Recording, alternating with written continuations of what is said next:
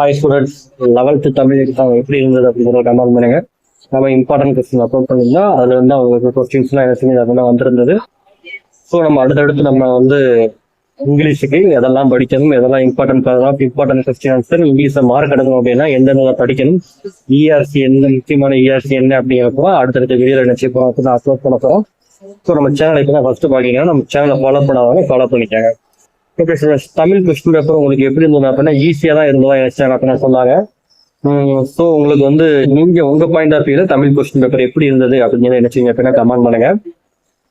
One வேர்டுக்கு எத்தனை one வேர்டுக்கு நீங்க கரெக்ட் ஆன்சர் அப்படின்னு நீங்க கமெண்ட் பண்ணீங்கன்னா மற்ற ஸ்டூடெண்ட்ஸ் அதை பார்த்து என்ன செஞ்சுக்குவாங்க அப்படின்னா தெரிஞ்சுக்குவாங்க. ஸோ இதுல ஏதாவது ஒன் வேர்டு, எல்லா ஒன் வேர்டு மேக்ஸிமம் கரெக்டாக தான் இருக்கும். ஏதாவது ஒன்று ரெண்டு தப்பா இருந்துச்சு அப்படின்னா எது தப்பு அப்படிங்கிறத நீங்க என்ன செய்யுங்க அப்படின்னா கமெண்ட் பண்ணுங்க. அதை பார்த்து மற்றவங்க என்ன செஞ்சுக்குவாங்க அப்படின்னா தெரிஞ்சுக்குவாங்க. ஓகே ஃப்ரெண்ட்ஸ், இந்த வீடியோ உங்களுக்கு பயனுள்ள இருந்துச்சுன்னா வீடியோ லைக் பண்ணுங்க, நம்ம சேனலை உங்க நண்பர்களுக்கும் ஷேர் பண்ணுங்க. தேங்க்யூ ஃபார் வாட்சிங் ஸ்டூடெண்ட்ஸ்.